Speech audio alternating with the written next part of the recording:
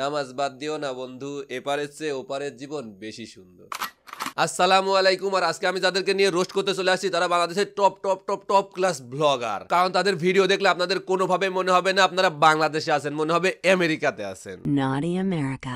আর ভাই তাদের একটা ভ্লগ ভিডিও যার title the shower vlog, This is my shower vlog. I mean গোসলের। দ্য বেডরুম ভ্লগ মানে শীতল শরীরকে উষ্ণ করার ভ্লগ। তো আমাদের আসলে বডি গরম করা উচিত। এছাড়াও কিসিং ভ্লগ, ওয়াশরুম ভ্লগ আর বাকিগুলার নাম বললাম না, আপনারা একটু দেখে নেন। বিশ্বাস করেন এই ভ্লগগুলোর টাইটেলগুলো যদি ফাইম ভাই কিংবা তৈদ আফ্রিদির মতো মানুষরা দেখে তাহলে তারা নিশ্চিত ভ্লগ ভিডিও স্যারাটারা দিয়ে ফুটপাতে বসে বাদাম বিক্রি করবে। WhatsApp buddy, this is Farabi. প্রথমে আমি সাইবার আইনের দৃষ্টি আকর্ষণ করছি। আপনারা যদি আমার এই ভিডিও কেউ একজনও দেখে থাকেন, প্লিজ আপনাদের কাছে রিকোয়েস্ট করতেছি এদের বিষয়টা একটু ভেবে দেখবেন। কি মজা, আসলে অনেক মজা। কারণ আপনারা যে জেনারেশনের জন্য খারাপ ওয়েবসাইটগুলোকে ব্যান করে রাখছেন সেই জেনারেশনকে এরা এক চুটকিতেই নষ্ট করে দিচ্ছে। আর আপনারা এইটা এদের এই ভিডিওগুলো দেখলেই বুঝতে পারবেন। বিশ্বাস করেন ভিডিও না হলেও ফোনের থেকে কম না। দুঃখ কষ্ট ছিল সব বেড়ে যাচ্ছে। এই যে এই ভিডিওটার নাম দিছে আবার বেডরুম ভ্লগ, মানে দুইটা মেয়ে একটা ছেলে যাদের গায়ে কোনো পোশাক নেই এক কম্বলের নিচে নিজেদের শীতল শরীরকে উষ্ণ করতেছে, মানে এইটাও ভ্লগ। তার উপর তারা নাকি তিনজন ভাই বোন। আমাদের ভাই, আমাদের পৃথিবীতে যদি সব থেকে সুন্দর ও মধুর সম্পর্ক থাকে সেটা হলো ভাই বোনের সম্পর্ক, কিন্তু এদেরকে দেখেন এরা ভাই বোনের সম্পর্কটাকে সবার সামনে ঠিক কিভাবে প্রেজেন্ট করতেছে। আচ্ছা আপনাদের কি এই ভিডিওগুলো দেখে কোনোভাবে মনে হচ্ছে এরা ভাই বোন? আচ্ছা আপনারাই আমাকে বলেন কোন বোনেরা তার ভাইকে নিয়ে এইভাবে বেডরুম ভ্লগ করে কিংবা এইসব প্রোডাক্ট বিক্রি করে।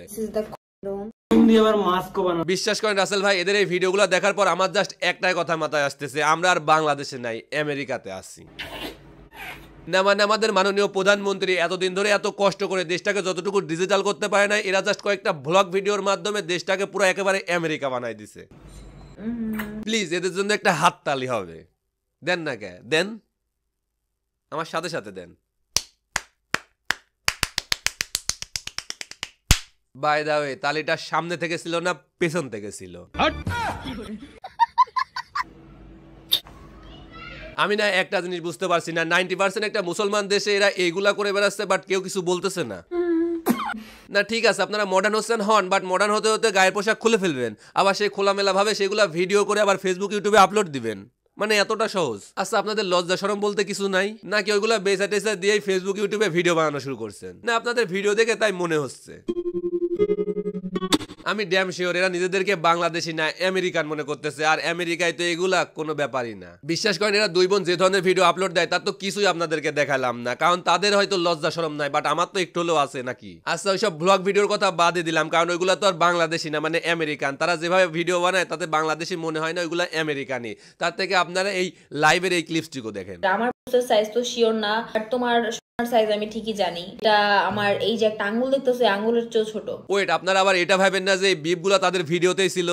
জি না, এই বিপগুলা আমি লাগাইছি, কারণ তাদের ভিডিওতে সেন্সর না থাকতে পারে বাট আমার ভিডিওতে আছে। এখন আপনারা একটাবার চিন্তা করে দেখেন একটা মানুষের মন মানসিকতা ঠিক কতটা জঘন্য হলে একটা পাবলিক প্ল্যাটফর্মে এসে হাসতে হাসতে এইভাবে রিপ্লাই দিতে পারে। আর এত চিকন যে আমার এই মুঠের মধ্যে আটকাবে না। এখন আপনারা হয়তো বলবেন বাবা মায়ের শিক্ষা নাই, হ্যান ত্যান আরো অনেক কিছু, কিন্তু না ভাই বিশ্বাস করেন শিক্ষা দেওয়ার চেষ্টা করছে বাট পারে নাই। কেন বলছি? এই যে ক্লিপটা দেখলেন না, এই জঘন্য ভাবে রিপ্লাই দেওয়ার ভিডিওটা তার মাও দেখে এবং এই লাইভের মাধ্যমে তাদেরকে কল দেয় বোঝানোর জন্য। আম্মু ফোন দিছে, আম্মু। হ্যাঁ বাট ওই যে লজ্জা শরম কিছু থাকলে তো। তুমি লাইভ দেখতেছ আমার? আচ্ছা এখন কয়েকটা কথা বলি। আমি চাইলেই পারতাম এদের ভিডিওগুলো নিয়ে পাই টু পাই রোস্ট করতে, কিন্তু বিশ্বাস করেন এদের এই ভিডিওগুলো আপনাদের সামনে প্রেজেন্ট করতে আমার রুচিতে বাঁচছে। মানে ভিডিওগুলো এতটা জঘন্য যে এর আগে আমি কখনো কোনো ভ্লগারকে এই ধরনের ভিডিও বানাতে দেখি নাই। হ্যাঁ রাকিব হুসাইনও ভ্লগ ভিডিও বানায় বাট তারগুলো ক্রিঞ্জ, অশ্লীল না। আর এরা যেগুলো বানায় সেগুলোকে খুব বড় জোর ওয়েবসাইট ভ্লগার বলা যেতে পারে। মানে ভাই লিটারেলি এরা ওয়েবসাইটের ভিডিওর মতোই বানায়, জাস্ট ফার্স্ট এরটুকু লাস্ট এরটুকু নাই। বিশ্বাস করেন এদের যদি স্কিপ করে রোস্ট করা যায় এরা কোনোভাবে হজম করতে পারবে না, আর আমি সেটা চাই না, কারণ এদের যা ভিডিও সেগুলো যদি আমার ভিডিওতে ইউজ করে আমার মান সম্মান থাকবে না। যাই হোক আপনাদেরকে বলছিলাম এদেরকে নিয়ে একটা বড় ভিডিও বানাবো বাট পারলাম না, কারণ এদের ভিডিওগুলো দেখার পর আমার রুচি সব।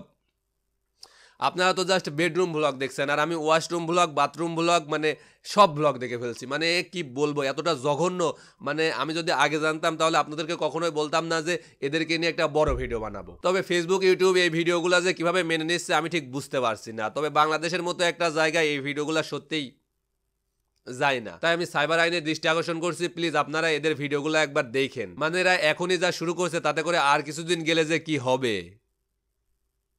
যাই হোক, আপনাদের কাছে একটাই রিকোয়েস্ট, এদের এইসব কর্মকাণ্ডের জন্য এদের বাবা মাকে গালি দেওয়ার কোনো প্রয়োজন নাই, কারণ এরা বাংলাদেশি না, এরা আমেরিকান, ওদেরকে আমেরিকায় থাকতে দেন। তবে একটা জিনিস ভেবে আমার খুবই ভালো লাগতেছে যে আমরা স্মার্ট হতে হতে এতটাই স্মার্ট হয়ে গেছি যে এখন আর বাংলাদেশি নাই, আমেরিকান হয়ে গেছি।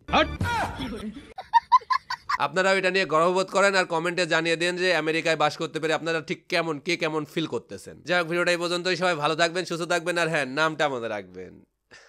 যে কোনো প্রয়োজনে যে কোনো সময় চলে আসতে পারেন ইনস্টাগ্রামে, লিঙ্ক ডেসক্রিপশনে দেওয়া আছে। তো বিদায় বন্ধুরা, চিল।